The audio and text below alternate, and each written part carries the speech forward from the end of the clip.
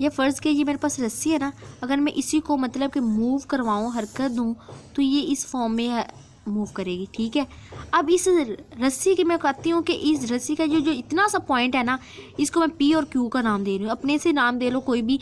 और इसका मैं चाहती हूँ कि मैंने इसकी ना इक्वेशन फाइंड करनी है। तो सबसे पहले मुझे पता होना चाहिए कि जो इतना सा जो हिस्सा है ना, इसकी लीनियर मास डेंसिटी क्या है। ठीक है, लीनियर मास डेंसिटी को ऐसे रिप्रेजेंट करती है। और दूसरा मुझे पता होना चाहिए कि ये इलास्टिक है या नहीं है, मतलब कि ये लचकदार है या नहीं है। और इतने हिस्से पर जो ग्रेविटेशन की फोर्स, मतलब कि ये इसके ऊपर जो फोर्स ग्रेविटेशन की लग रही होती है वो निग्लिजिबल होती है, ना होने के बराबर होती है। और तीसरा, हमने ना हॉरिजॉन्टल इसकी कोई मूवमेंट नहीं लेनी, क्योंकि हम इस तरफ मूव नहीं कर रहे, या तो ये रस्सी इधर ऊपर को मूव करेगी या इधर डाउनवर्ड मूव करेगी। ठीक है, linear mass density of string is mass per unit length. इतने स्ट्रिंग का जो मैस है इसको मैं डेल एम से रिप्रेजेंट करूंगी, और इधर से इतना जो डिस्प्लेसमेंट हुआ है इसको हम करेंगे डेल एक्स से। डेल एक्स ऐसे भी लिखते हैं और इस फॉर्म में भी लिखते होते हैं। उसके बाद इसकी मतलब कि स्ट्रिंग बहुत इलास्टिक होनी चाहिए, इसके ऊपर ग्रेविटेशनल की फोर्स निग्लिजिबल होनी चाहिए, हॉरिजॉन्टल डिफ्लेक्शन निगलेक्ट कर देनी है, और जो वर्टिकल डिफ्लेक्शन है वो बहुत कम लेनी है।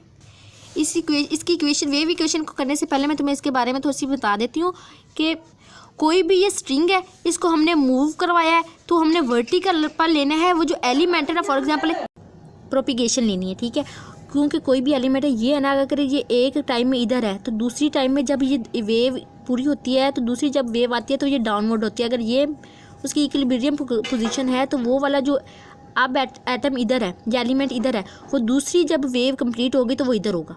ठीक है, वो या तो वो ऊपर की जाना मतलब पॉजिटिव तरफ डिस्प्लेसमेंट तय करेगा मेन पोजीशन से, या फिर नेगेटिव की तरफ। एलिमेंट की जो मूवमेंट है ना वो वाई एक्सिस पर लेनी है, जो वेव है ना में हमने लेनी है एक्स एक्सिस की डायरेक्शन में हमने लेनी है। ठीक है, तो इतनी बड़ी स्ट्रिंग में से हमने उस स्ट्रिंग का एक छोटा सा पार्ट लेना है, उसी को इधर मैंने खोल कर बना दिया है। Take a small element whose and points are P and Q. P and Q उसके दो एंड पॉइंट है, मतलब कि इस एंड पॉइंट्स पर दो फोर्सेस लग रही होती हैं। जब हमने स्ट्रिंग को मूव करवाया तो उसमें टेंशन की फोर्स जनरेट की, टेंशन की वजह से वो हम अपनी तरफ फोर्स लगा रहे होते हैं, और जो वेव इक्वेशन है वो आगे को मूव हो रही होती है। मतलब कि अगर इसी पॉइंट को मैं थोड़ा सा बड़ा करके बनाऊं तो इस पॉइंट के ऊपर दो फोर्सेस लग रही होती है। एक तो ये आगे की तरफ होती है जो इधर मूव करके जा रही होती है, और दूसरी बैक साइड पे जो हम पीछे को हम खींच रहे होते हैं, या फिर जो बैकवर्ड पे फोर्स लग रही होती है उसकी डायरेक्शन ये होती है। अगर हम इसके फोर्स के दो वर्टिकल कंपोनेंट्स बनाएं तो इसके ये कंपोनेंट बनते हैं। ठीक है, एंगल के जो सामने होता है इसको कहते हैं एफ साइन थीटा, ये वर्टिकल कंपोनेंट्स कहते हैं। हॉरिजॉन्टल कंपोनेंट हम मैंने कहा था निगलेक्ट कर देने हैं, तो एफ कोस थीटा हम नहीं लेंगे, और इस तरफ भी एफ कोस थीटा वो हम निगलेक्ट कर देंगे, जबकि साइन थीटा हम ले लेंगे। अब अगर हम चाहते हैं कि इस पॉइंट पर, मतलब कि ये जिसको मैंने इतना बड़ा करके बनाया है कि इस पॉइंट पर टोटल फोर्स कितनी लग रही है, तो इस पर दो फोर्सेज है, एक एफ साइन थीटा 2 और एक एफ साइन थीटा 1, ये वाली। अगर हम चाहते हैं ना कि किसी भी पॉइंट पे हमने फोर्स फाइंड करनी है कि उस पर कितनी फोर्स एग्जैक्टली लग रही है, तो उसमें हमने जो पहले वाली दूसरी फोर्स होती है उसमें से पहली फोर्स को माइनस कर देना, तो वो हमारे पास फोर्स लग रही होती है, जितनी उस जिस्म पर फोर्स लग रही होती है ना वो हमारे पास आ जाती है।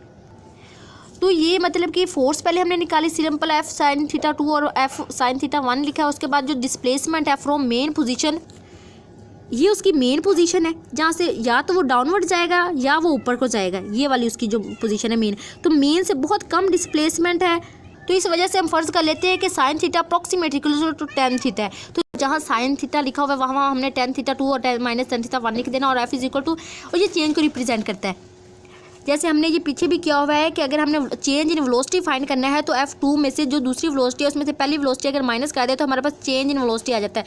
सेम इसी तरह tan थीटा 2 में से tan थीटा 1 माइनस करेंगे तो हमारे पास चेंज इन tan थीटा आ जाएगा। मैंने कहा था कि आपको चेंज को इससे भी रिप्रेजेंट करते हैं और ऐसे भी डेल से भी रिप्रेजेंट करते हैं, ठीक है। और उसके बाद न्यूटन का जो सेकंड रहा था उसके मुताबिक क्या था कि F is equal to M A. तो उधर हमने एम ए लिया था क्योंकि वो पूरा स्ट्रिंग था, जो फोर्स थी वो टोटल मैस था। इधर हमने बहुत ही कम मैस लिया है और जो एक्सेलरेशन है उसको ए वाई से रिप्रेजेंट करना है, जो मैस है उसको चेंज इन एम से रिप्रेजेंट करना है। और मैस की वैल्यू हमने लीनियर मैस डेंसिटी से निकाल लेनी है। इस फार्मूले से हमने चेंज इन मैस की वैल्यू निकालनी है। चेंज इन एम इधर ही रहेगा और ये जो चेंज एक्स है वो दूसरी तरफ जाकर मल्टीप्लाई हो जाएगा। जहाँ हमने ये डेल एम लिखा होगा ना वहाँ हमने डेल एक्स और डेंसिटी लगा देनी है। कुछ इस तरह की फॉर्म आ जाएगी, मतलब कि डेल एम की जगह पे हमने उसकी वैल्यू लगा देनी है।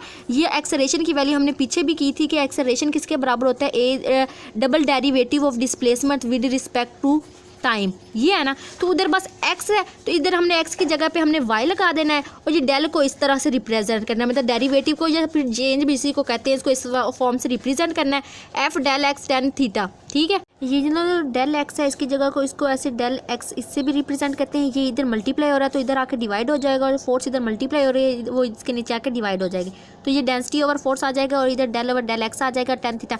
हमें पता है जो टेन थीटा होता है ना वो बराबर होता है y ओवर x, मतलब कि परपेंडिकुलर ओवर बेस के बराबर होता है। तो ये जो टेन हमने इधर लिया था वो बहुत ही स्मॉल था, तो हमने इसको लेना del y over del x के इक्वल, इसलिए जस्ट मैंने टेन थीटा की जगह पे उसकी वैल्यू लगा दी है। और ये एक्सेलरेशन है और मेगा ओवर फोर्स इसके इक्वल होती है, क्योंकि जो होता है ना v is equal to F over density का स्क्वायर रूट। जब हम स्केयर लेंगे तो इसका स्क्वायर रूट कैंसिल हो जाएगा, इसके ऊपर स्केयर आ जाएगा, ये डायरेक्टली प्रोपोर्शनल होता है फोर्स के। तो इधर ये फोर्स नीचे आ गई है तो इसको भी हम उल्टा कर लिख देंगे, वन ओवर वी स्केयर लिख देंगे, ये एक्सेलरेशन हो गया, ये डिफरेंशियल इससे मल्टीप्लाई हो जाएगा और ये del square over del x का स्केयर आ जाएगा। ये वेव इक्वेशन है।